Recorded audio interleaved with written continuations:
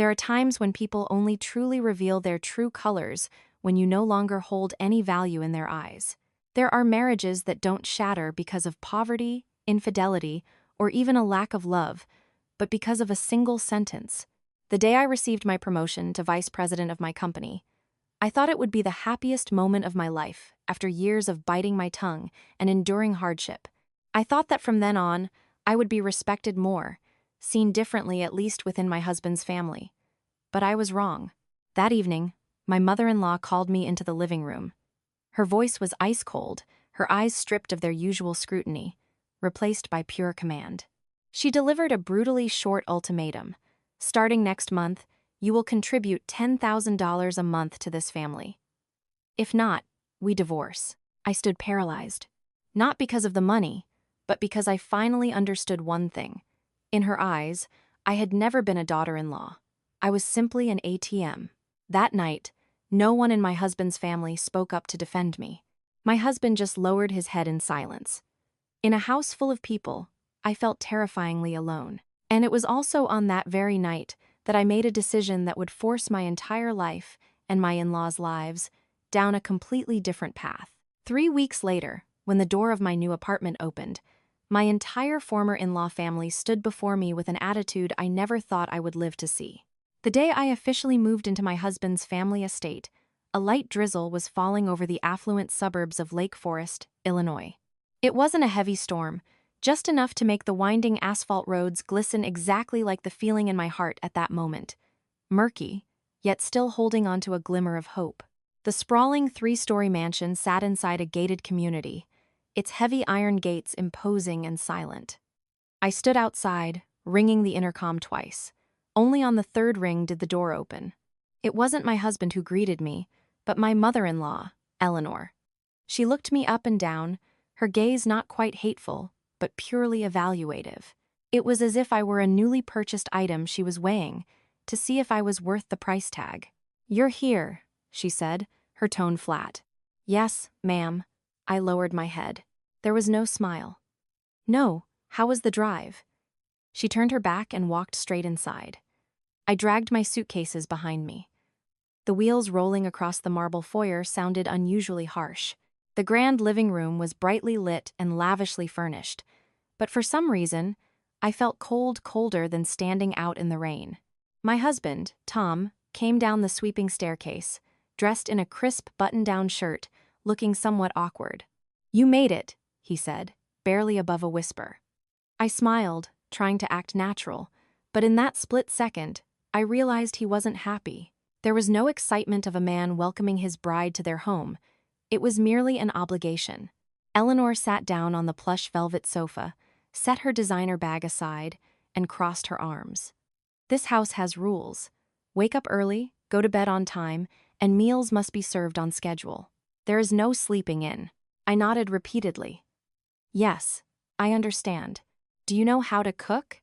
"I know the basics," I replied softly. She sneered slightly. "The basics won't cut it. We didn't bring you into this house for you to just sit back and relax." Her words dropped lightly, but they weighed heavily on my heart. On my first evening, I went into the kitchen to prepare my debut dinner. The kitchen was massive, spotless, but completely alien to me. I fumbled with the stainless steel pots and spice racks. Sweat beaded on my forehead, whether from the heat of the stove or the pressure, I didn't know.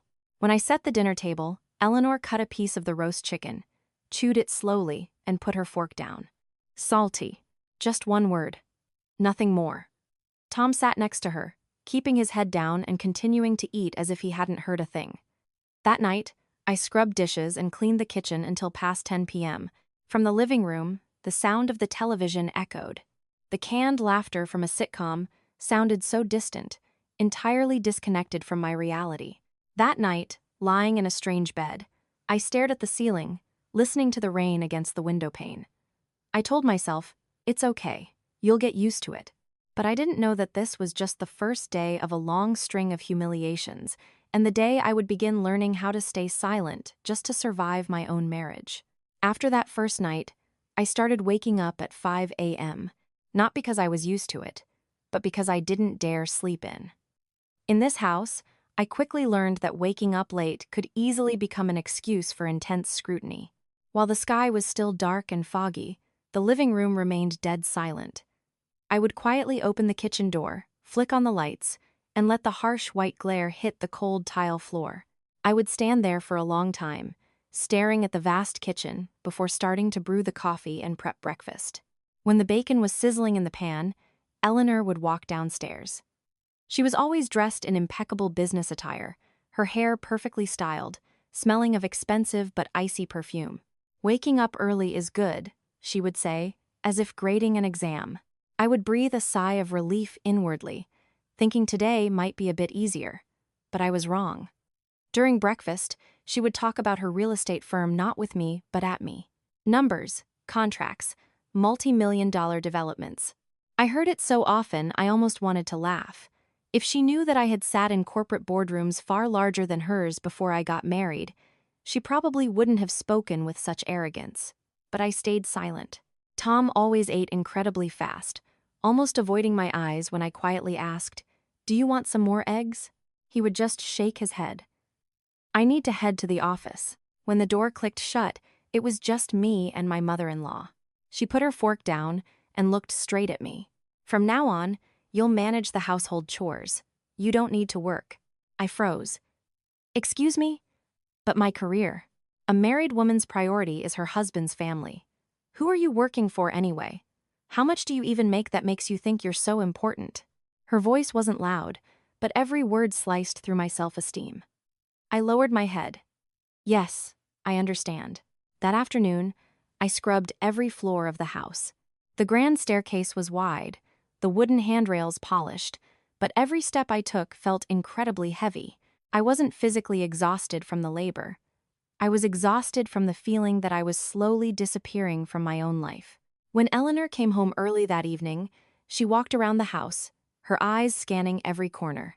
"There are water streaks on the living room mirror. The table runner hasn't been changed. Why didn't you repurpose last night's leftovers?" I constantly apologized, constantly fixed things. With every "I'm sorry" that slipped from my lips, I felt myself shrinking a little more. At dinner, she suddenly remarked, "Keeping a freeloader in this house is quite expensive." Tom looked up, as if he was about to say something, but then stopped himself. I quietly ate my rice, my throat constricting. For the first time in my life, I understood what it felt like to swallow food that felt like jagged rocks. That night, I stood at the sink, washing dishes, the cold water running over my hands. In the living room, the TV blared, the laughter of the characters stinging my eyes. I looked at my reflection in the dark glass of the oven window, small, silent, and completely devoid of a place to belong. But in that exact moment, a thought flashed through my mind. Very quick, very light. It's okay. Let them think what they want, because no one in this house knew that my silence wasn't born out of weakness. I was silent because it simply wasn't time to speak up, yet. After that day, my life settled into a suffocating, monotonous rhythm. Every day was exactly the same. Wake up early, cook, clean, wait for my mother-in-law to come home, listen to her criticisms, and wash the dishes in silence. At first, I comforted myself with the thought that things would change once Tom understood and stood by my side. But the longer we lived together, the more I realized he didn't stand by anyone's side. One evening, while I was folding laundry in our bedroom, Tom walked in. He sat on the edge of the bed and sighed. "Hey, my mom says you need to be more frugal with the expenses." I looked up in surprise. "I barely spend anything on myself." "She means the household bills. Mom says keeping an extra person here costs a lot." That sentence made me stop in my tracks. I stared at him for a long time, desperately hoping to see a shred of guilt or at least an attempt to defend me. But there was nothing. He avoided my eyes. "Do you really believe that?" I asked. He stayed silent, and to me, that silence hurt far more than any reprimand. In the days that followed, I started noticing things more. Tom frequently came home late.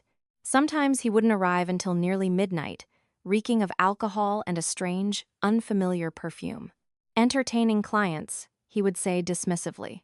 I didn't press further, not because I wasn't suspicious, but because I was just too exhausted. One afternoon, I accidentally overheard Eleanor talking on the phone in the living room. She didn't know I was standing on the staircase landing. "Oh, she's home all day, doesn't make a dime. Don't worry, I'm already making plans. A daughter-in-law like that will have to pack her bags sooner or later." I stood paralyzed, my hands gripping the banister tightly, my heart pounding so hard my ears rang. So, in her eyes, I was already marked for disposal. That night at dinner, she looked at me, her tone deadpan. A woman who can't even produce a grandchild is utterly useless for anything important. My fork slipped from my hand and clattered onto the table. Tom was sitting right next to me, but he didn't speak up. He didn't argue back. He didn't defend me. I bent down to pick up my fork, trying to keep my voice from shaking. "Excuse me, I'm going up to my room." That night, I sat alone in the dark. I didn't cry. I just felt incredibly hollow. I suddenly realized that what I was losing wasn't love, but respect, the one thing I absolutely deserved to have in a family. My phone buzzed. It was a text from Tom. "Don't take what my mom says to heart. She's just worried about the family." I stared at those words for a long time before turning off the screen. For the first time, a very clear thought emerged in my mind. If I keep living like this, I will completely lose who I am. I stepped out onto the balcony and took a deep breath. The night was dark, the wind was biting, but strangely, my mind felt sharper and more awake than ever before. Because I finally understood something. When your silence is mistaken for submissive resignation, it is time to prepare for the day you will no longer be silent. That morning, I was hanging laundry on the balcony when I heard a car pull up to the gates. Looking down, I saw my mother-in-law had returned home unusually early. A dark premonition crossed my mind, faint, but unmistakable. She walked into the house with a stone-cold expression. No greetings, no looking at me. She just tossed her designer bag onto the table and shouted, "Come down here." I dried my hands and walked down to the living room.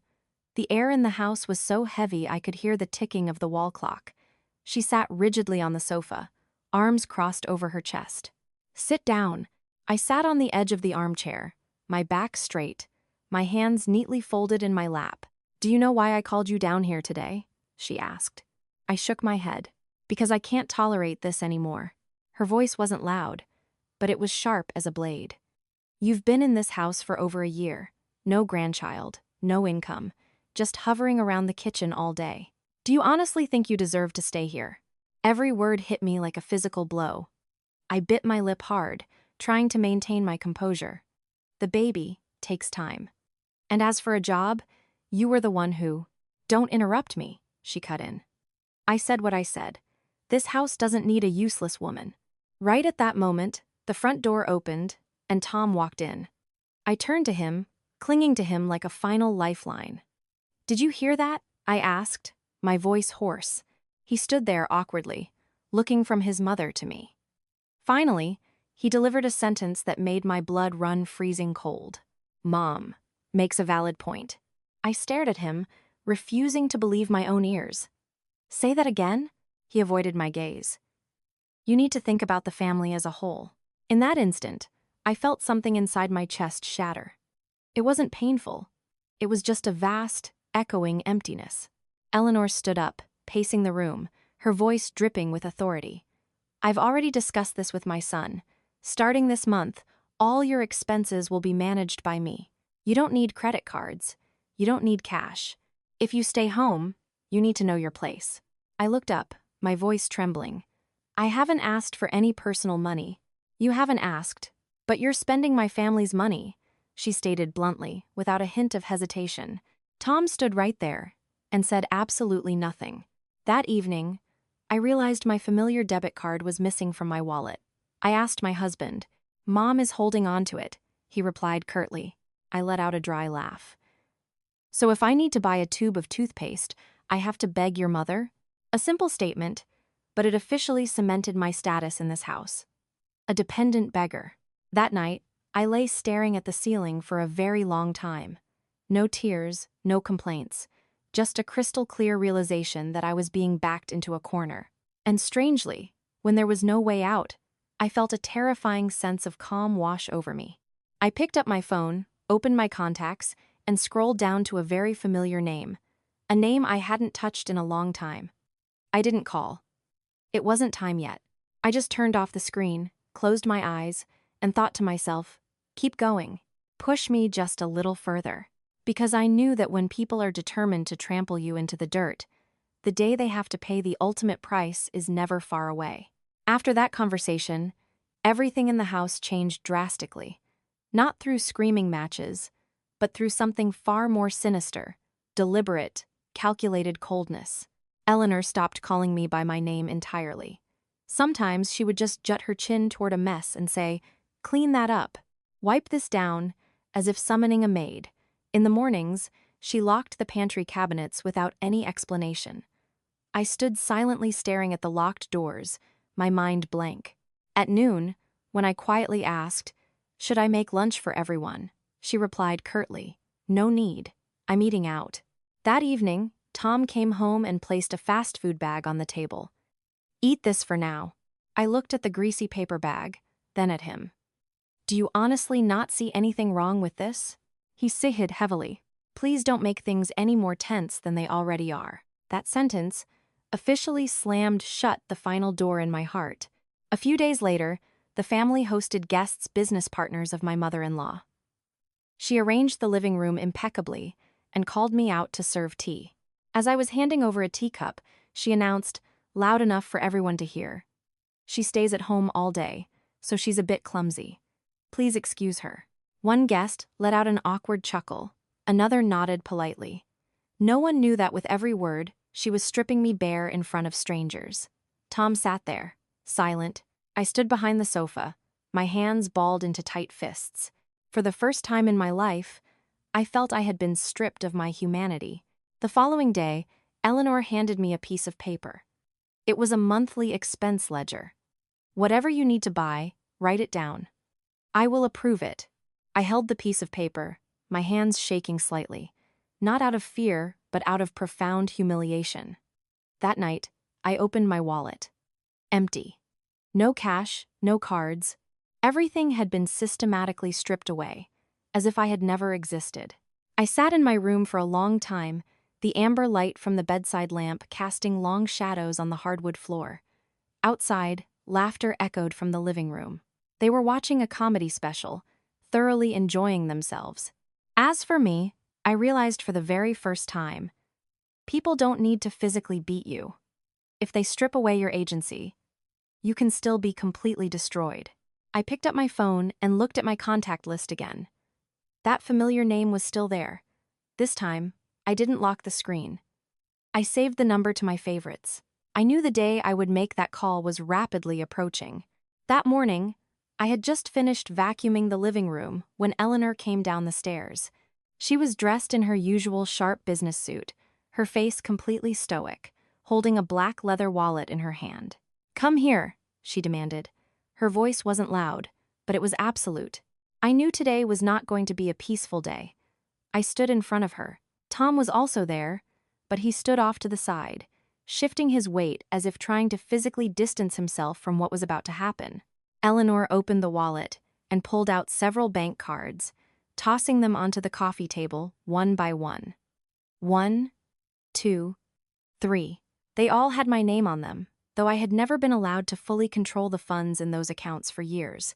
She slid them slightly toward me, her eyes as sharp as daggers. "Take a good look." Before I could process what was happening, she continued, her words dropping like a judge's gavel. "As of today, these are completely worthless to you." I froze. "What do you mean?" "I mean, I had them all frozen," she stated bluntly, without a sliver of hesitation. The air in the room thickened. I turned to my husband. "Did you know about this?" He lowered his head and gave a pathetic, barely perceptible nod. In that exact moment, I stopped feeling pain. All I felt was a freezing cold radiating from the center of my chest all the way to my fingertips. Eleanor stood up, her voice rising slightly. "I've fed you long enough. Now I want to see how you survive with no money and no house." Her words were explicit, brutal, and entirely unapologetic. I looked at her, then looked around the mansion I once thought was my family's home. "So, where should I go?" "Wherever you want," she crossed her arms. But starting today, this room is no longer yours. Tom stepped forward and muttered quietly. Just move out for a little while until things cool down. I let out a laugh, a soft, cynical laugh that even sounded foreign to my own ears. Move out for a little while? This is your house. He didn't answer. I walked upstairs and opened my closet. My clothes had already been shoved into a chaotic pile in the corner. The items I had carefully folded were now stuffed haphazardly into an old suitcase. When I dragged the suitcase downstairs, Eleanor was waiting in the living room. She looked me up and down, making absolutely no effort to hide her contempt. "Remember today," she sneered. "So you never forget who actually holds the power here." I stood at the front door, my hand gripping the handle of my suitcase. Outside, the summer sun was glaringly bright, yet I felt an icy chill. Before stepping out, I turned back to look at them one last time. No tears, no begging. I just said one very quiet sentence, loud enough only for myself to hear. "One day, I will thank you for this." Eleanor gave a dismissive smirk. "I'll be waiting." The heavy oak door closed behind me. I stood outside the iron gates for a long time. I had exactly a few $12 and my phone in my pocket. But strangely, for the first time in months, my mind felt terrifyingly clear. I opened my contacts. My finger hovered over the familiar name. I didn't call, not yet. But I knew one thing with absolute certainty. From this second forward, my marriage was officially dead.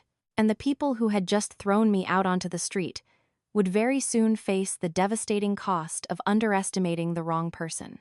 After being kicked out of the house, I temporarily rented a tiny, run-down room near the bus station. It was barely large enough for a twin bed and a battered wooden desk. At night, the roar of passing traffic was deafening, but it was nowhere near as terrifying as the silence inside my own soul. 3 days later, my husband called. "Are you free tomorrow?" His voice was dry and hollow. "For what?" I asked. "To go to the lawyer's office. My mom had the paperwork drawn up." I wasn't surprised. Honestly, I had been waiting for this call. The next morning, I arrived early.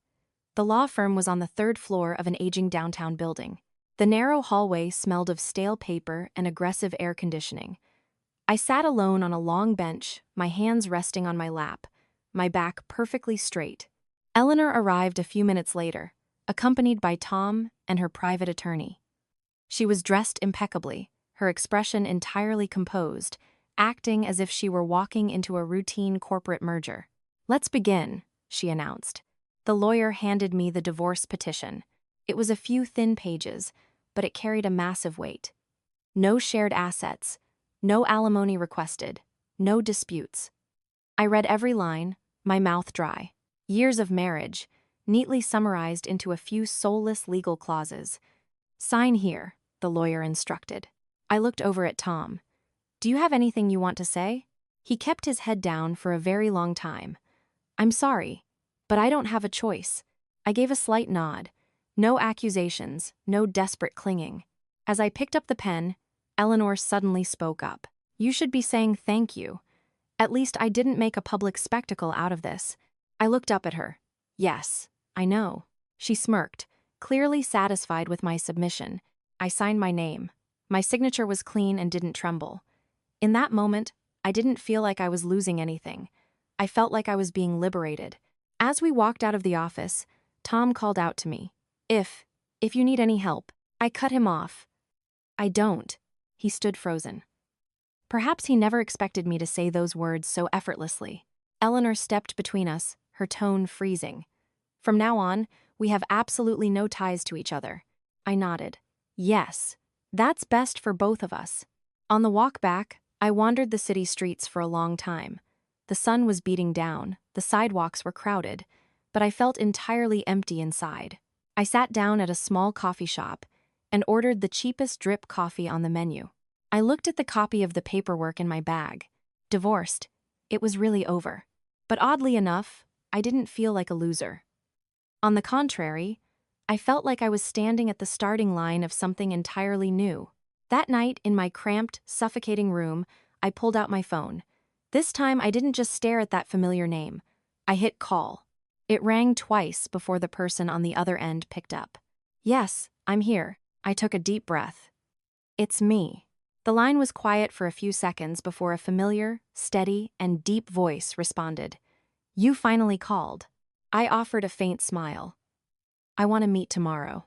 Understood, the man replied. You only need to say the word, and everything will restart. I hung up the phone and leaned my head back against the peeling wall. For the first time in a very long time, I fell into a deep, uninterrupted sleep, because I knew the real war was only officially beginning now. The meeting took place on a mildly rainy afternoon. The cafe was tucked away in a quiet alley in the West Loop, so peaceful you could clearly hear the rain drumming against the metal awning. I arrived 10 minutes early, wearing my same plain clothes and carrying a worn canvas tote. No one looking at me would ever guess I had just signed divorce papers 2 days ago. When the man walked in, I stood up. He offered a slight, respectful bow. Ma'am. Just hearing that single word made my eyes sting. He was my former executive assistant, the only person in the world who knew exactly who I was and exactly what I had given up to step into that marriage. I know what happened, he said, placing a thick dossier on the table. I didn't ask how he knew. In his line of work, acquiring that kind of information was child's play. The corporation is still operating smoothly, he continued. However, since she took over as CEO, several recent executive decisions have deeply displeased the board of shareholders. I slowly stirred my coffee. And my equity? He gave a very subtle smile. Untouched, fortified, no one can lay a finger on it. I looked out the glass window. The raindrops were sliding down the pane, mirroring the years I had spent desperately trying to erase my own identity. Years ago, when that firm was just a nameless startup, I was the primary angel investor. I didn't put my name on the marquee. I didn't step into the spotlight. I just wanted a normal, peaceful life, and I had paid a catastrophic price for it. What is your next move? He asked. I remained silent for a long time, not out of hesitation, but because I was carefully calibrating the severity of my response. For now, we do nothing, I said. Let her believe I am truly destitute. He nodded. I understand. I pulled a different premium black card from my purse and slid it across the table. Wire this month's living expenses from this account. He looked at me, slightly surprised. You still kept this active. I gave a cynical smile. A person who has nothing left to lose always keeps a back door open. Leaving the cafe, I walked out into the rain. No umbrella, no rushing. For the first time in an eternity, I no longer felt like a victim. Meanwhile, across the city in a luxurious home office, my former mother-in-law was scrutinizing the quarterly financial reports. She was scowling because the profit margins weren't looking as pristine as she demanded. She had absolutely no idea that the woman she had just thrown onto the street was the exact person holding the financial lifeblood of her entire empire. And she certainly had no idea that every passing day was simply a countdown to the end of her reign as CEO. After that meeting, I went back to my simple life, as if nothing had changed. During the day, I worked a part-time retail job at a small boutique. At night, I returned to my tiny room, cooked basic meals, and opened the window to let the breeze in. No one knew that behind this facade of tranquility, a series of silent, lethal gears were already turning. At the corporate headquarters, Eleanor began to sense a shift in the atmosphere. Board meetings that used to end with a simple nod of approval from her were suddenly met with aggressive pushback. Has this quarterly report been independently audited? Why is this commercial development project over budget again? She frowned, but maintained her authoritative tone. Proceed with the original projections. But this time, the board members didn't back down into silence. One afternoon, she called Tom into her expansive corner office. Have you noticed any operational issues in the firm lately? Tom shook his head, but his eyes couldn't hide his anxiety. I just heard the majority shareholders are scrutinizing the books much closer than usual. Which shareholders? She snapped. He didn't answer, because he didn't know. All he knew was that the company's financials were no longer bowing to their every command. Somewhere else, I sat in front of a cheap, refurbished laptop in my tiny apartment, reading the encrypted reports my assistant had forwarded. The data glowed clearly on the screen. Everything was executing exactly according to my projections. I texted him a brief directive. Maintain the pressure. Do not strike yet. He replied instantly. Understood. She is growing incredibly anxious. I smiled faintly. That weekend, I received a call from an unknown number. It was my ex-husband. Are you doing okay? He asked, his voice hesitant. I'm fine, I answered flatly. He paused for a few seconds before lowering his voice. My mom is dealing with some major issues. Did you know? Some massive development projects. I cut him off. Did you call to give me a corporate briefing, or to check on me? He froze. I just thought. Since you used to be family, I didn't say another word. I hung up. That night, Eleanor sat alone in her sprawling, empty living room, staring at a stack of unapproved contracts on her coffee table. She stared at them for a very long time. For the first time, her eyes betrayed a flicker of genuine panic. She had no idea that the tremors she was feeling were merely the foreshocks. Outside, I stood by my apartment window, looking down at the city traffic. The cool night wind blew in, and my heart felt incredibly still. I whispered to myself, not yet. Let them expose themselves fully. Because I knew one fundamental truth. When someone is accustomed to standing at the absolute top, if you just make them lose their balance, the inevitable fall will hurt infinitely more. That morning, I received a brief text from my assistant. Emergency shareholder meeting at 9 a.m. She is extremely stressed. I checked the clock. 7:30 a.m. I closed my phone and stood in front of the mirror in my cramped room. For the first time in months, I wasn't wearing generic, cheap clothes. I selected a minimalist, neutral-toned designer suit. Not flashy, not overly extravagant, but sharp enough to walk into any executive boardroom without being dismissed. When I stepped out of my room, my landlord looked at me in shock. She clearly wasn't used to seeing me like this. At the corporate headquarters, the atmosphere was palpably different than a normal workday. Employees were speed-walking through the halls, their hushed conversations frantic and urgent. I didn't walk straight to the boardroom. I stood in the corridor, looking through the frosted glass at the closed double doors ahead. Inside, Eleanor was sitting in her usual seat of power, at the head of the table. She was talking rapidly. Her voice was still assertive, but it lacked its usual bulletproof confidence. This project delay is merely a temporary market fluctuation. Executive management already has a contingency plan in place. One of the board members spoke up. But we require ironclad guarantees. The room plunged into tense silence. Right at that moment, my assistant walked into the room, leaned down, and whispered something into the ear of a senior board member. The man nodded. The heavy glass doors swung open. I walked in. Every single eye in the room darted toward me. Some frowned, failing to recognize me. Some looked bewildered. And one person completely froze. My former mother-in-law. She stared at me like she was hallucinating an absolute impossibility. I recognized that look. I had seen it many times before, but this time, it wasn't laced with arrogant contempt. It was laced with raw dread. "What are you doing in here?" she demanded, her voice dropping an octave. I offered a very slight smile. "I am here to attend the board meeting. You have no authorization to be here." She hissed through gritted teeth. The senior board member spoke up, his tone measured and slow. "Eleanor, let her sit. This is a direct mandate from our primary shareholder." The room went dead silent. I pulled out a leather chair and sat down, directly across the mahogany table from my ex-mother-in-law. I didn't lower my head. I didn't look away. She gripped the edge of the table, fighting to maintain her composure. "Which shareholder?" the man replied. "The majority equity holder. She is their legally appointed proxy for today's proceedings." I looked straight into Eleanor's eyes. My gaze was calm and freezing cold. The meeting resumed, but the focus was entirely shattered. Questions began firing from all sides. Financial audits were dissected relentlessly. I didn't speak much. I only occasionally interjected with short, hyper-focused questions. Who authorized this capital expenditure? What data is this quarterly projection based upon?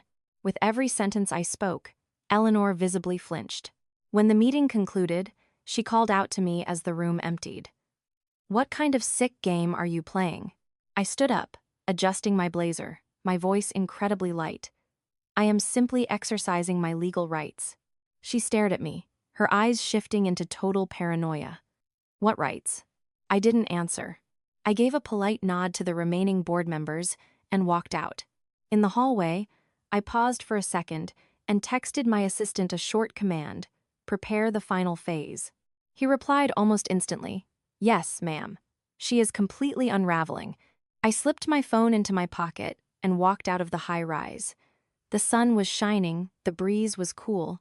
I knew that from the exact moment I stepped into that boardroom, nothing would ever go back to the way it was. And Eleanor was beginning to realize a terrifying truth she desperately wanted to deny. The woman she had thrown out onto the street had never actually disappeared. She was just returning to claim what was hers, in a completely different form. After that board meeting, the corporate headquarters was no longer the serene, well-oiled machine it used to be. Rumors spread like wildfire. No one spoke openly, but everyone was whispering about a mysterious majority shareholder and the woman who had suddenly appeared in the executive boardroom, shifting the entire power dynamic with just a few sharp questions. Eleanor sat in her corner office, the heavy doors locked. On her desk sat a massive stack of financial reports, but she couldn't focus enough to read a single line. Her phone vibrated endlessly: department heads, corporate partners, and associates demanding answers. She didn't answer a single one. For the very first time in her life, she felt completely out of control. Get in here, she barked into the phone, summoning Tom. He walked in, his face tight with stress. Mom? How long have you known her? She demanded bluntly. Tom froze. Known who? Don't play dumb with me. She slammed her fist on the desk. The woman from the board meeting today. Why does she have executive proxy clearance? Tom stayed silent for a very long time. Finally, he spoke, his voice trembling slightly. Mom. I thought she looked familiar. Eleanor narrowed her eyes. Familiar? She looks exactly like my ex-wife. The air in the office instantly turned to ice. Eleanor shot up from her leather chair. What did you just say? I can't be 100% sure, he stammered. But those eyes, the way she spoke, I've seen it before. Eleanor shook her head vigorously, as if trying to physically reject the notion. Impossible. She knows absolutely nothing about corporate finance. But deep inside, a dark, creeping terror began to take root. At the exact same time, I was sitting in a small, unassuming noodle shop, a few blocks away from the corporate tower. A bowl of steaming ramen sat in front of me. I ate slowly, as calm as an entirely uninvolved bystander. My assistant sat across from me, keeping his voice low. She ordered an emergency internal audit of the entire shareholder registry. I nodded. Good. She'll see it soon enough. How far do you want to push this? He asked. I set my chopsticks down and looked him dead in the eye. Until they remember exactly how they treated me. That evening, just as I returned to my tiny apartment, my phone rang. It was my ex-husband. Claire, his voice was hoarse. The proxy in the board meeting today, was that you? I let a few seconds of silence pass. What do you think? He gasped for air. I just need to know who you really are. I let out a soft laugh. Not sarcastic, not bitter. I am still exactly who I have always been. No, you're not, he practically shouted. If that was you, then what the hell have we been doing all these years? I didn't answer. I just hung up the phone. On the other end of the line, Tom collapsed into his chair. For the very first time in his life, he felt genuine, paralyzing fear. Not the fear of losing money, but the terrifying realization that he had completely lost a woman he never even began to understand. In the sprawling, quiet mansion, Eleanor stood by the grand windows, looking down at the affluent suburban street. She suddenly recalled the exact moment I dragged my suitcase out the front door, my eyes eerily calm. What was she thinking back then? I want to see how you survive. Now, those exact words echoed back, hanging like a guillotine over her own head. As for me, I lay on my cheap twin mattress, staring up at the water-stained ceiling.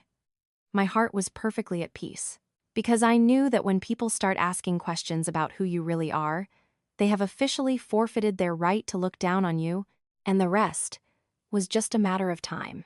The second emergency shareholder meeting convened exactly 1 week after the first, but the atmosphere was entirely different. There were no polite greetings, no late arrivals. Everyone was seated, thick dossiers placed in front of them, their expressions grave. Eleanor walked in last. She still wore her immaculate designer suit, her posture still rigidly straight, but if you looked closely, her hands were gripping her leather portfolio with a white-knuckled intensity. She sat at the head of the table and cleared her throat. Let's begin. The meeting proceeded for over 30 minutes. Numbers, revenue charts, audit reports, liability metrics. With every page flipped, the color drained a little more from Eleanor's face. Toward the end of the agenda, a senior board member spoke up. We need to clarify a critical compliance issue. Eleanor looked up. What issue? Regarding the voting rights of our primary equity holder.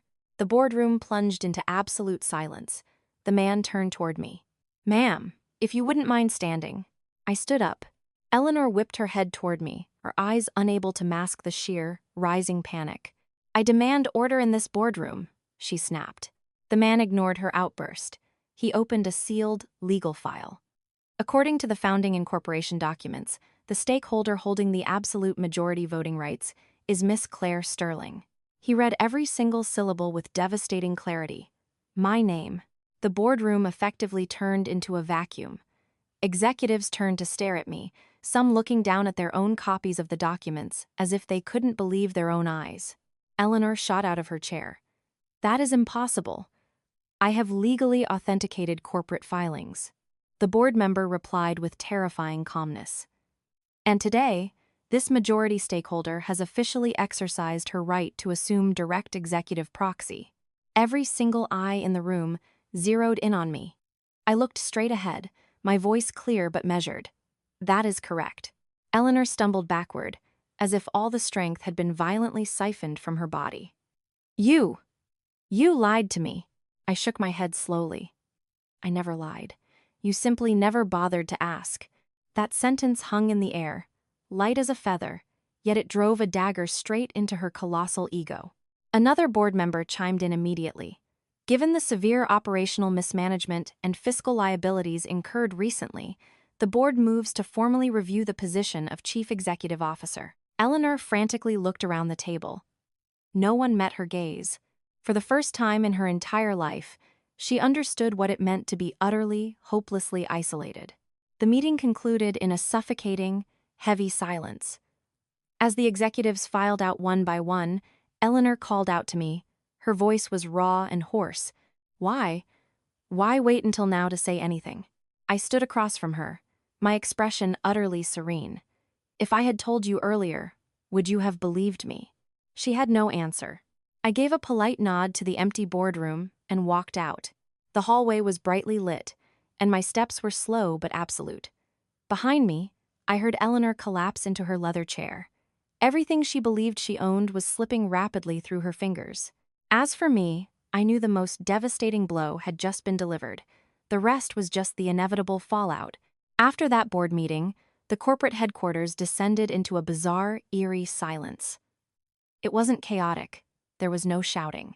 But everyone could feel a massive, violent undertow pulling beneath the surface. Eleanor was formally requested to temporarily hand over all executive authority pending a comprehensive internal audit. She sat in her sprawling corner office, staring at the four walls she had considered her untouchable kingdom for decades.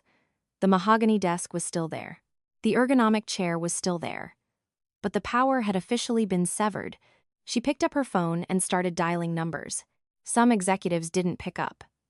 Those who did spoke rapidly, their tones noticeably distant and guarded. For the first time, she felt entirely alone. Across the city, I was sitting in a small private conference room with my assistant. On the table lay a stack of finalized legal documents.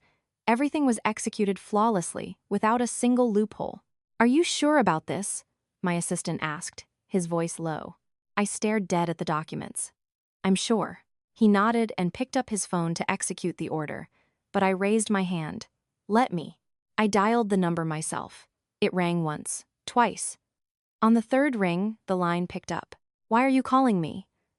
Eleanor's voice was raspy, but she was desperately trying to maintain her iron facade. "I didn't beat around the bush. I am calling to issue a formal notice." "What kind of notice?" she snapped. I spoke slowly, articulating every single word.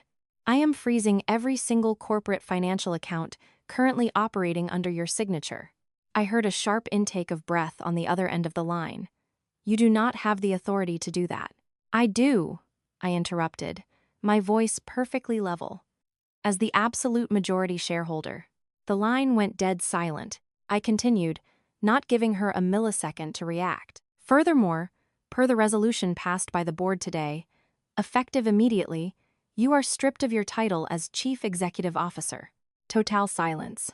A few excruciating seconds later, she let out a bitter, cynical laugh. "Do you honestly think stripping my title is the end of this? I built this company with my own blood." I smiled faintly. "Yes. And I built the foundation before you ever stepped foot in the lobby." She was rendered speechless. I delivered my final sentence, barely above a whisper. "This call is concluded." I hung up.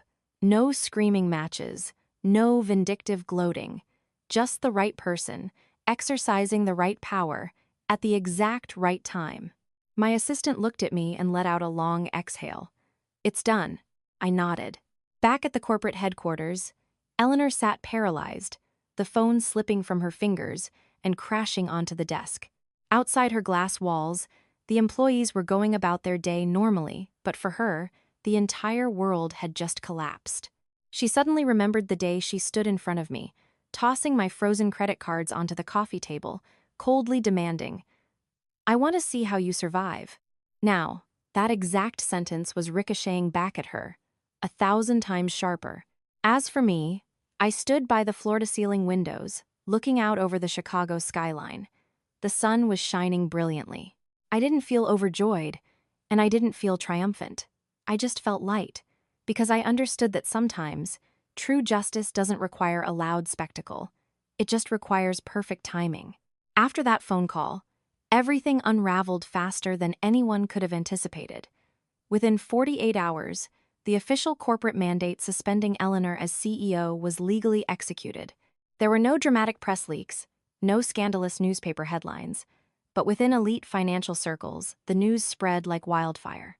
The woman who was once known as the Iron Lady of Chicago real estate was formally ordered to surrender all executive clearance, retaining nothing but a minor, non-voting equity share. She returned to her North Shore mansion much earlier than usual. The sprawling estate was still brilliantly lit, but it lacked the bustling, authoritative energy it once had. She sat alone in the grand living room, her hands resting on her knees, staring blankly at the sweeping staircase. For the first time in decades, there was no one waiting for her orders. For the first time, her phone wasn't ringing with executives begging for her input, and for the first time, she had absolutely no idea what she was going to do tomorrow morning. Tom, the son she had believed would be her ultimate legacy, sat across from her.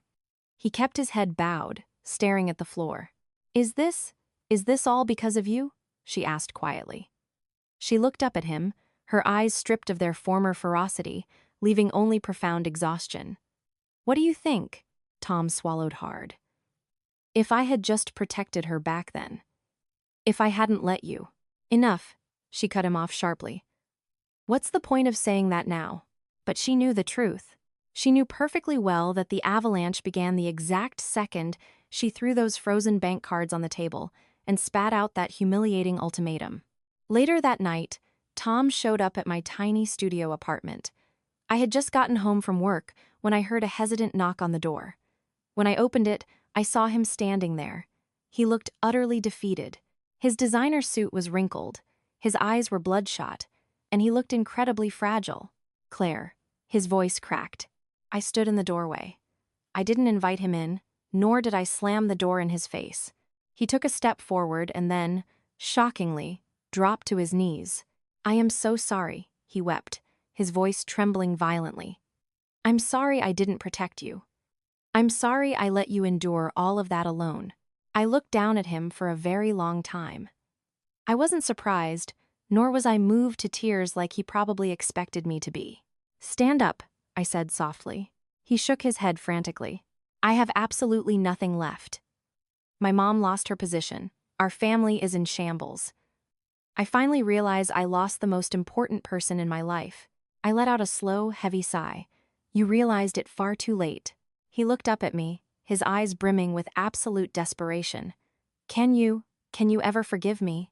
I remained silent for a moment, then articulated every word with absolute clarity. "I don't hate you, but we can never go back." He froze. "There are some things," I continued, "that once shattered, cannot simply be glued back together. Gluing them back together only serves as a constant reminder of how brutally you were treated in the first place." He bowed his head, his tears hitting the cheap laminate flooring of the hallway. I quietly closed the door, leaning my back against it for a long time. My heart didn't feel relieved, but it didn't feel heavy either. It was just the final, definitive closing of a very long chapter. Somewhere else in the city, my former mother-in-law sat in her darkened mansion, looking through old family photo albums. In one of the pictures, I was standing quietly in the background, a dutiful daughter-in-law who never spoke out of turn. She suddenly realized that the person she had looked down on the most was the exact person who possessed the power to bring her entire empire crashing down. As for me, I stood by my small window, looking out at the city lights. This wasn't over yet. But I knew one thing with absolute certainty. What they were experiencing right now was only the very beginning of the price they had to pay. That afternoon, I was organizing a stack of corporate compliance files in my new executive office when the receptionist gently knocked on the glass door. "Miss Sterling, there is someone here requesting to see you. She says she is your former mother-in-law." I paused what I was doing. I wasn't surprised. In fact, I had known this day would eventually come. "Send her in." The heavy glass door opened, and Eleanor walked in. Her steps were noticeably slower, much heavier than before. Her tailored suit was still immaculate, but it lacked the terrifying, imperious aura she used to project. Her eyes swept across my massive corner office, the mahogany desk, the expansive bookshelves, the panoramic view of the Chicago skyline, before finally landing on me. I stood up and gave a polite nod. "Please, have a seat." She hesitated for a fraction of a second before lowering herself into the leather chair opposite my desk. She clasped her hands tightly together in her lap. "How have you been?" she opened, her voice dry and brittle. I replied calmly, "I'm doing very well." A prolonged, agonizing silence stretched between us. Finally, she took a deep, shuddering breath. "I didn't come here to place blame," she said, refusing to meet my eyes. "I just came to ask if you could show a little mercy." I looked at her for a long time, not to gloat, but to truly observe the collapse of a woman who had once stood at the absolute pinnacle of arrogance. "How exactly would you like me to show mercy?" I asked. "At the very least, allow me to retain a shred of my dignity." Her voice actually trembled. In my entire life, I never imagined there would be a day where I had to come beg you. I gave a slow nod. "You're right. You never imagined it." I stood up and walked over to the floor-to-ceiling windows. The city below was bustling, yet utterly peaceful from this height. I turned back to face her, speaking very slowly. "The day you threw those frozen bank cards onto the coffee table, you never imagined my dignity. The day you kicked me out of your house, you never bothered to ask how I was going to survive." She bowed her head, her shoulders shaking slightly. "I didn't execute this takeover for revenge," I continued. "I simply exercised my legal rights, and I corrected a severe operational mismanagement." She looked up, her eyes rimmed with red. "So, between us, there is nothing left." I cut her off, my voice incredibly soft but absolute. "Our relationship ended the day you decided I was a person unworthy of basic human respect." I walked back to my desk and slid a finalized legal dossier toward her. "This is the board's final resolution. You will retain your minority equity shares, but you have zero executive authority. No one is evicting you from the company. You simply no longer hold a position that allows you to forget how to treat people like human beings." She stared at the thick stack of papers for a very long time. Finally, she gave a weak, defeated nod. "I understand," she whispered. She stood up. Before turning to leave, she looked at me and bowed her head, a very deep, genuine bow. I was wrong. I didn't respond. I just gave a polite nod of dismissal. When the door clicked shut behind her, I sat back down in my leather chair and let out a long, heavy exhale. I didn't feel triumphant. I didn't feel joyous. I just felt like I had finally severed a rotting, necrotic limb that had been poisoning me for years. That evening, I got home very late. The city lights were brilliant, the traffic still rushing endlessly. I suddenly understood a profound truth. The heaviest price a person can pay isn't the loss of money or the loss of power. The heaviest price is being forced to bow your head to the exact person you used to treat like dirt. That morning, I arrived at the corporate headquarters earlier than usual, so early that the executive parking garage was still mostly empty.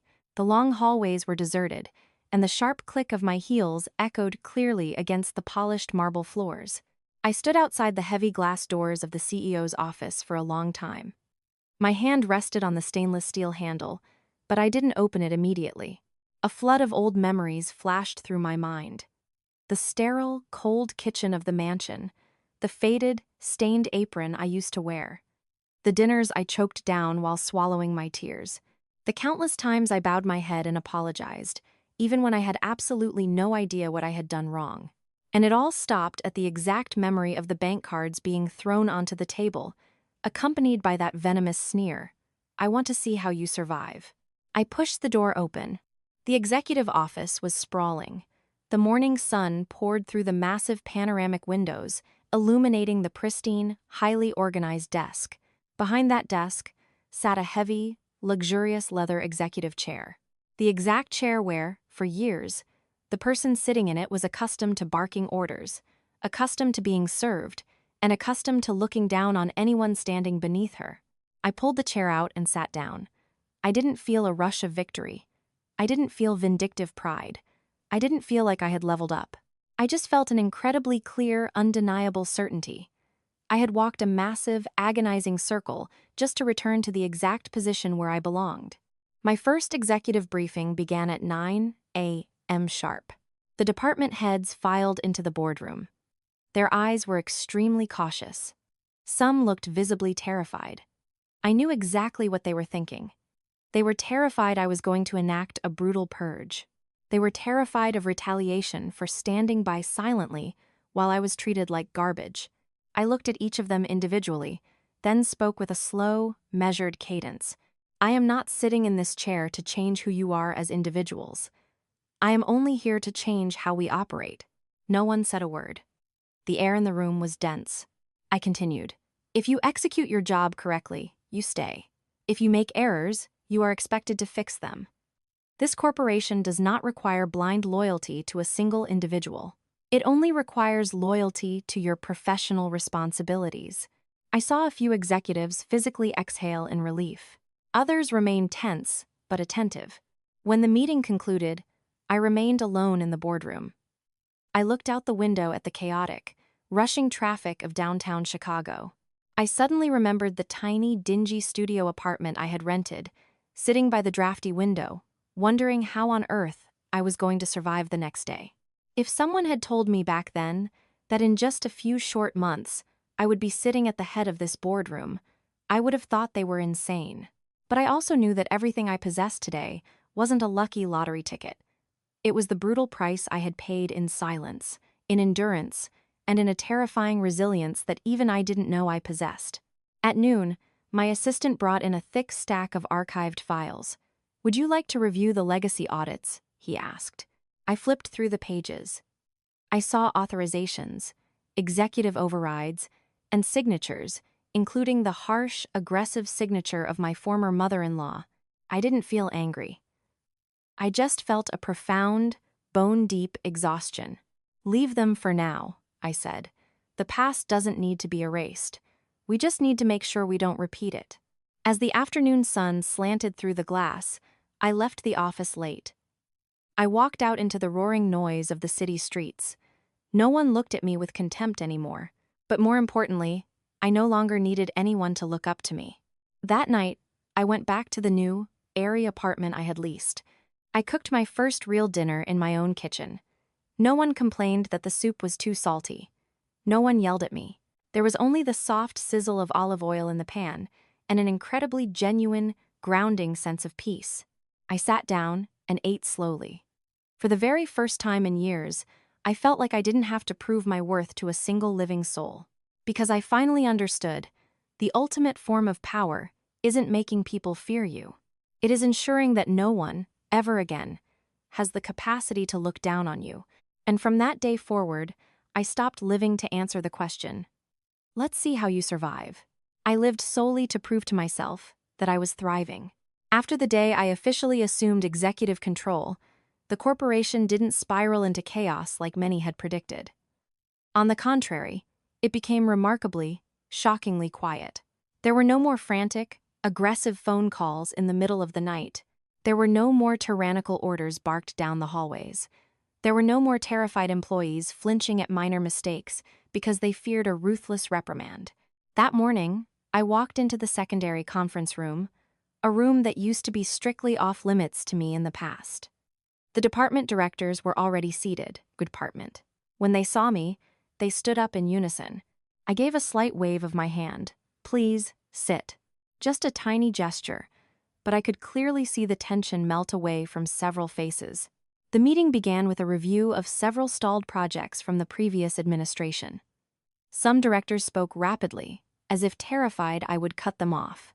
Others spoke incredibly slowly, meticulously choosing every word. I listened to all of them. I didn't rush them. I didn't scowl. When the final director finished his report, I finally spoke.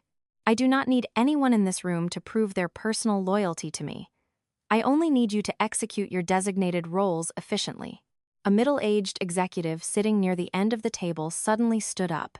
"Ma'am, under the previous leadership, we were instructed to." I looked at him, my voice perfectly level. "The past does not need to be relitigated. If you are sitting in this room today, it means your expertise still holds value here." He bowed his head deeply. The room let out a collective, silent breath of relief. After the meeting, my assistant followed me out into the hallway. "Do you want to initiate a comprehensive personnel sweep?" he asked. I stopped in front of the large corridor window.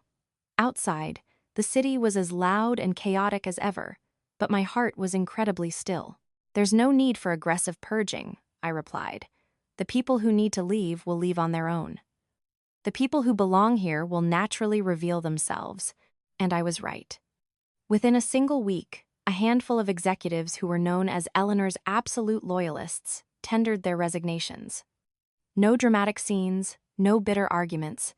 They understood that without an umbrella of nepotistic power protecting them, true competence would be the only currency left.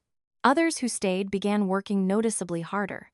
Some even began proactively pitching innovative strategies.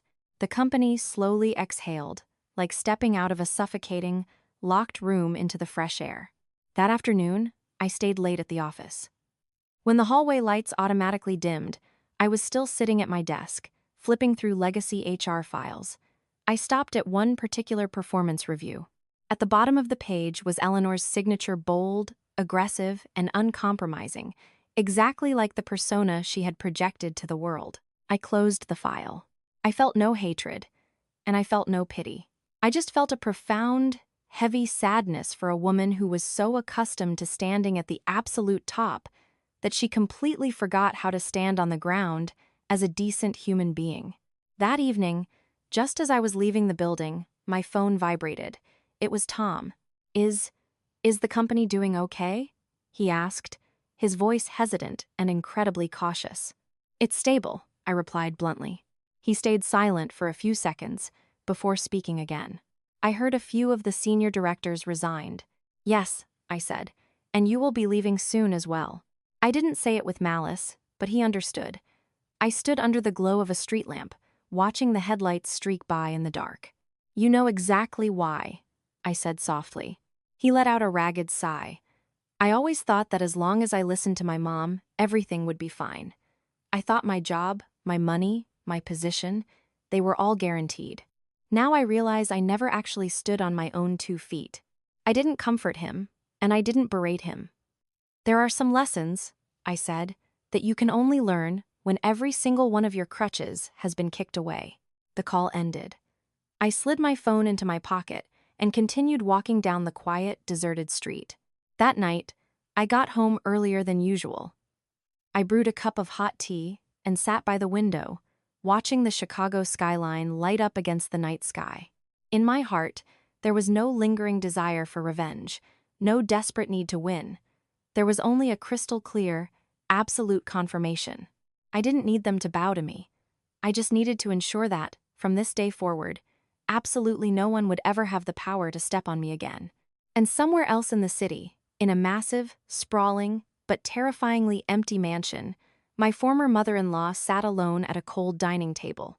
No one was asking for her opinion. No one was terrified of her wrath. She finally realized something agonizingly simple. When a person is used to barking orders for decades, the moment they are forced into silence, it hurts more than anything else in the world. The decision to terminate my ex-husband's employment contract wasn't executed in a loud, dramatic boardroom showdown. It was handled quietly, strictly according to HR protocols, fully documented, and with absolutely no exceptions. That morning, Tom was called into a small HR office, not the executive suite, not the grand boardroom, just a standard glass-walled room with cold fluorescent lighting.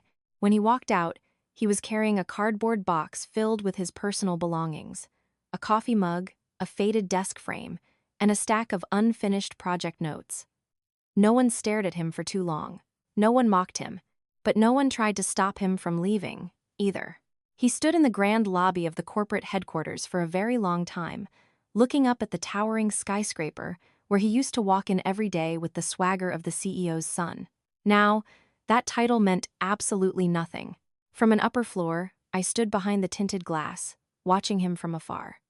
I didn't go down, not out of cold-heartedness, but because I knew this was a walk he had to take entirely alone.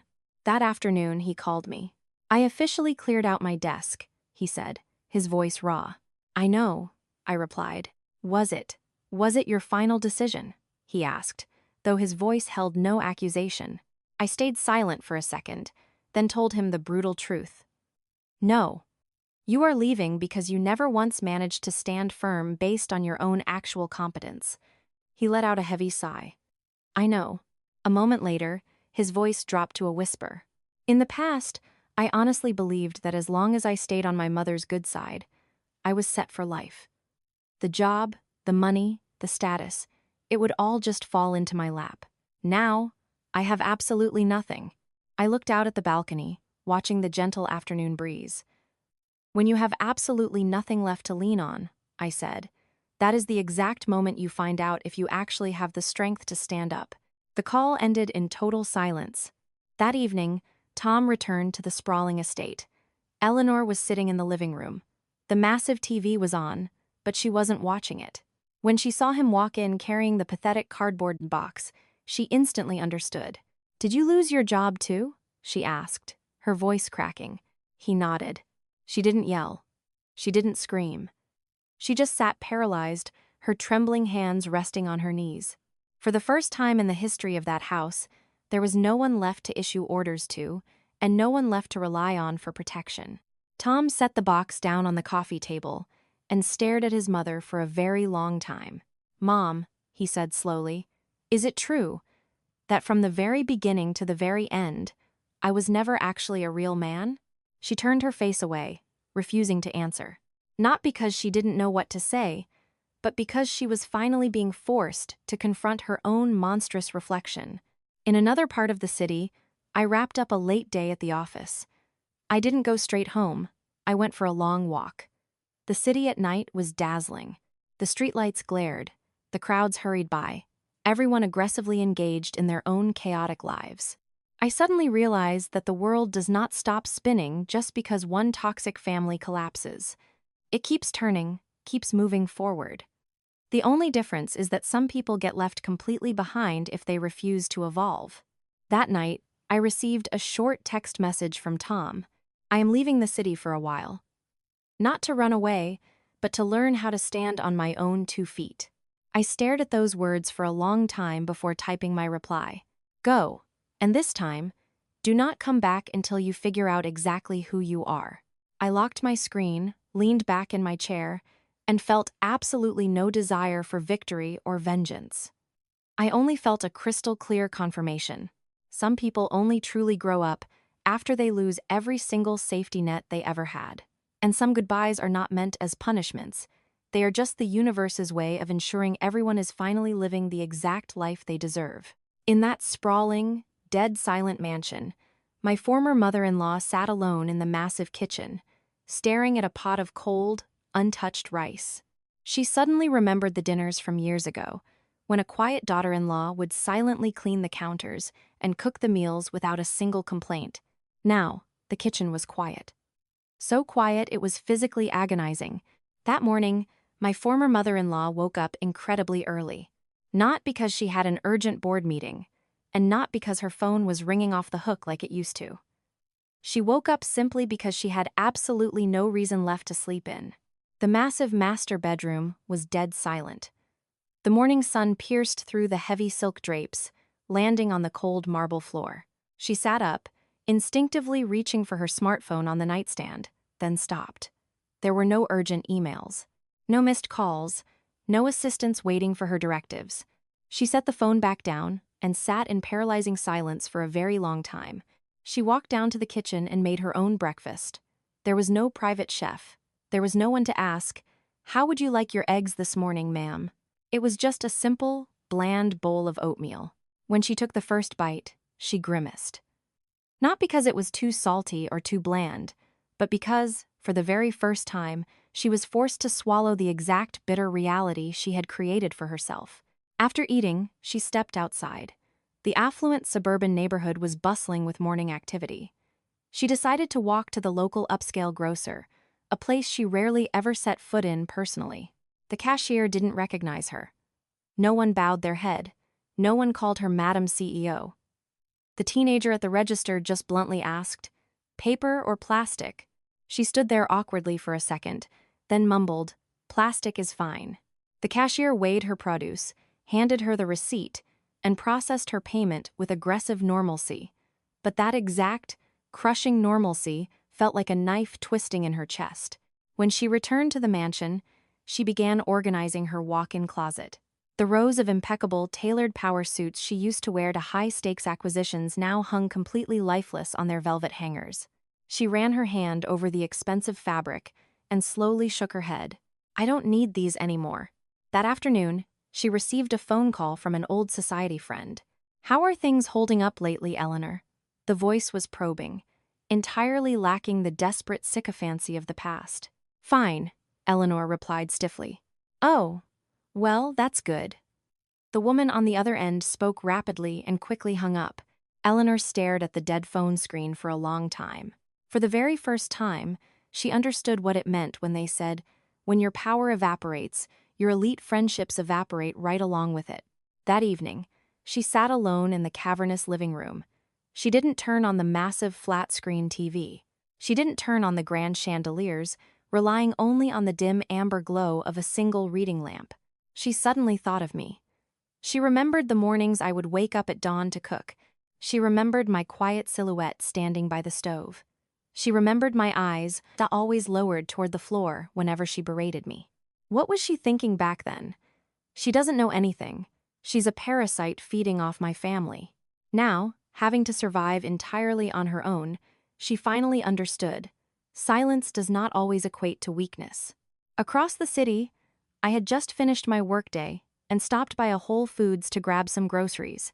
As I was pushing my cart past the organic produce aisle, I caught a glimpse of a familiar figure. My former mother-in-law. She was standing in front of the vegetable display, holding a bundle of asparagus, her eyes looking incredibly hesitant and lost. She turned her head, and our eyes locked. We stood there for several seconds. No raging fury, no bitter accusations, not even a shred of familiar warmth. She gave a very slight, rigid nod. I nodded back. Just that. No further words were necessary, because there are some brutal life lessons where a single, passing glance is enough to convey a lifetime of understanding. That night, she went back to her massive, empty house and cooked a simple dinner. She ate slowly, and then, completely alone, she burst into tears. No one heard her. As for me, I stood by the window of my high-rise apartment, looking out at the glittering Chicago skyline. I finally understood that karma doesn't exist simply to punish people. It exists to remind people exactly how to be human. After all the chaos and upheaval, my life gradually settled into a completely different rhythm. There was no more rushing, no more suffocating tension, and no more living in a constant state of hypervigilance. In the mornings, I woke up early, not because of crushing corporate pressure, but because I had grown to love the gentle morning sunlight filtering through my bedroom curtains. I brewed myself a fresh cup of coffee and stood by the window, watching the city of Chicago slowly come to life. The hum of traffic and the distant chatter of pedestrians drifted up to my floor, perfectly ordinary sounds. But for the first time, they no longer made me feel isolated. I went to work on time. I didn't arrive 2 hours early to kiss up to anyone, nor did I show up late to flaunt my executive power. My office was no longer a battlefield. It was simply a space where I applied my intellect to every decision with absolute, calculated clarity. In board meetings, I didn't need to dominate the conversation. My team had quickly grown accustomed to my management style. I listened intently before I ever opened my mouth. No one was terrified of me, but absolutely no one dared to disrespect me, either. Sometimes, I realized that true respect doesn't come from shouting the loudest. It comes from unshakable consistency. During lunch, I ate with a few of my fellow directors. We didn't gossip about the past, and we certainly didn't bring up the chaotic boardroom coup from months prior. Everyone implicitly understood. When a door is forcefully slammed shut, there is no need to keep banging on it. When the workday ended, I didn't stay at the office until midnight. I learned how to log off at a reasonable hour, the exact same way I had learned to log off from a marriage that was destroying me. In the evenings, I cooked for myself. Simple meals, sometimes just a hot bowl of soup and some roasted vegetables. But this time, no one complained that it was too bland. No one yelled at me. No one made me feel like an unwanted pest in my own kitchen. On quiet nights, I would sit alone, reflecting on the brutal road I had traveled. I wasn't in pain anymore, but I hadn't forgotten, either. Not because I was holding on to a grudge, but because I needed to constantly remind myself exactly how resilient I had been. Once, my assistant asked me, "Do you ever regret it? If you hadn't stayed silent for so long." I smiled and shook my head. If I hadn't endured those days of being treated like garbage, I would have never learned how to stand up completely straight. My life now wasn't a fairy tale, but it was the exact life I actively chose. It wasn't a life I was forced to endure. And in that profound peace, I realized a very crystal clear truth. Not everyone who wins needs to pop champagne and cheer. Some victors just need the quiet privilege of living in alignment with their own self-worth. And that is more than enough. I turned off the bedside lamp and lay down. Outside, the city was still glowing, but inside my heart, the storm was finally, permanently over. The encounter happened purely by chance, on an afternoon I hadn't mentally prepared for at all. I had left the office a bit early. The sun wasn't glaring, and a cool breeze was sweeping off Lake Michigan. I stopped by a small, quiet cafe near Millennium Park, a place with old wooden tables pressed right up against the large glass windows. I chose my usual spot, ordered a hot chamomile tea, and quietly watched the stream of pedestrians outside. I was halfway through a novel when I suddenly felt a gaze fixated on me. I looked up. It was my former mother-in-law, Eleanor. She was standing just a few feet away, holding a small shopping bag. She looked noticeably frailer, and her meticulously dyed hair now showed prominent streaks of silver. Her eyes lacked the icy, terrifying arrogance of the past. Instead, they held the hesitant, uncertain look of someone debating whether or not they should even approach. Finally, she took a step closer. "May I sit with you for a moment?" she asked, her voice barely above a whisper. I gave a slight nod. "Of course, go ahead." She sat down across from me. A tiny, 2-foot wooden table separated us, but it felt like an entire lifetime of agonizing history lay between us. No one spoke immediately. The soft clinking of a spoon against a porcelain cup echoed faintly in the quiet cafe. After a long while, she spoke up. "Are you doing well these days?" "Yes," I replied calmly. She gave a slow, fragile nod. "I am. Learning to adjust." Those 3 words, learning to adjust, made me fall silent. I understood that some things cannot be adjusted too quickly, especially when a person has spent decades breathing the intoxicating air of absolute power.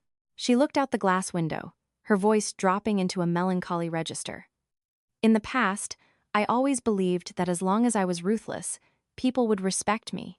Only now do I understand that fear is not respect." I didn't respond right away. Not because I had nothing to say, but because I refused to turn this coincidental meeting into an emotional therapy session. She turned back to me, her eyes brutally honest. "If I had treated you differently back then, maybe things wouldn't have ended up like this." I set my book down and looked straight into her eyes. "Maybe," I said softly, "but the past is the past." She lowered her head. "Do you still resent me?" I thought about it for a second, then shook my head. "I don't resent you, but I haven't forgotten." She offered a sad, broken smile. "That is more than fair." We sat together for a few more minutes. We didn't talk about the corporation. We didn't bring up her son. We didn't rehash the nightmare of that marriage.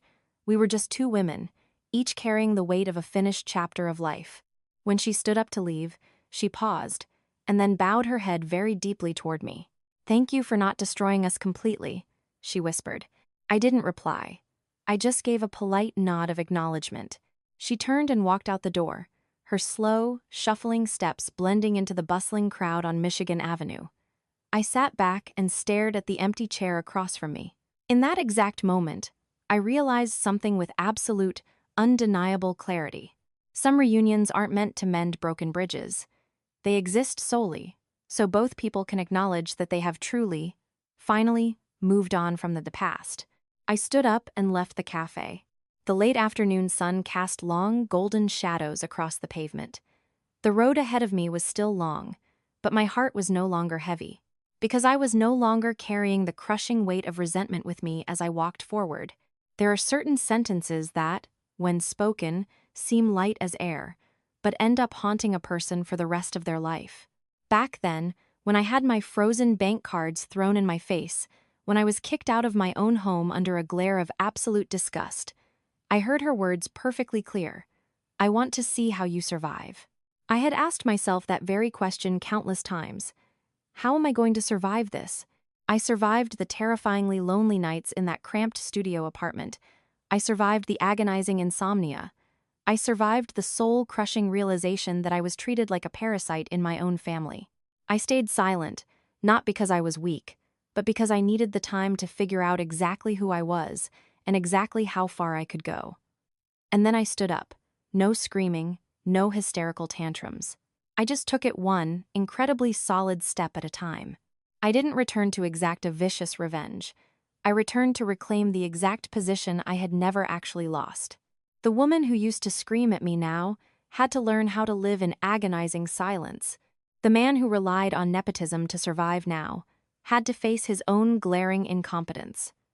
No one was physically destroyed, but everyone was forced to pay the exact price for how they treated others. As for me, after everything was said and done, I harbored zero resentment. I knew that if I carried the hatred with me, I would be permanently chained to that traumatic past. That evening, I stood by the panoramic window of my penthouse apartment, looking down at the glittering Chicago skyline. The stream of traffic never stopped. Life relentlessly continued. No one knew my story, and I didn't need them to, because the true metric of a successful life doesn't lie in how many people you defeat. It lies in whether or not you manage to preserve your own soul. If someone were to ask me today, "So, how did you end up surviving?" I would smile and answer very softly, "I survived beautifully." I don't need to prove it, and I don't need anyone's validation. I only need to wake up every morning knowing I will never have to bow my head to anyone ever again, not even to my own past. The lesson of the story. This story comes to a close not with a loud, vindictive act of revenge, but with a profoundly quiet awakening. The first lesson is, never underestimate a person simply because they choose to be silent. There are people who do not raise their voices, not because they are weak, but because they are meticulously calculating the exact moment to stand up and strike. The second lesson is, power and money might make people fear you, but it is exclusively how you treat people that determines who you truly are when the power and money evaporate. The third and most profound lesson is, in a family, if there is a fundamental lack of respect, then even if you live under the exact same roof, you are nothing more than hostile strangers. And finally, karma does not always arrive immediately, but it always arrives for the right person, at the exact right time. As you navigate this life, do not inflict trauma on others simply because you believe you hold the high ground. Because sometimes, the very person you looked down on the most will end up being the one to teach you the most devastating lesson of your entire life. If you see fragments of your own life in this story, if you have ever stayed silent, if you have ever endured, if you have ever been looked down upon, please remember that you are absolutely worthy of respect. If this story touched your heart, please don't forget to like this video. Leave a comment sharing your thoughts. You never know, your story might just give someone out there the courage they desperately need to stand back up. So we can continue to share these gentle, profound, and deeply reflective stories about life, human nature, and finding peace in our golden years. Thank you for staying with us until the very final minute. We will see you in the next episode,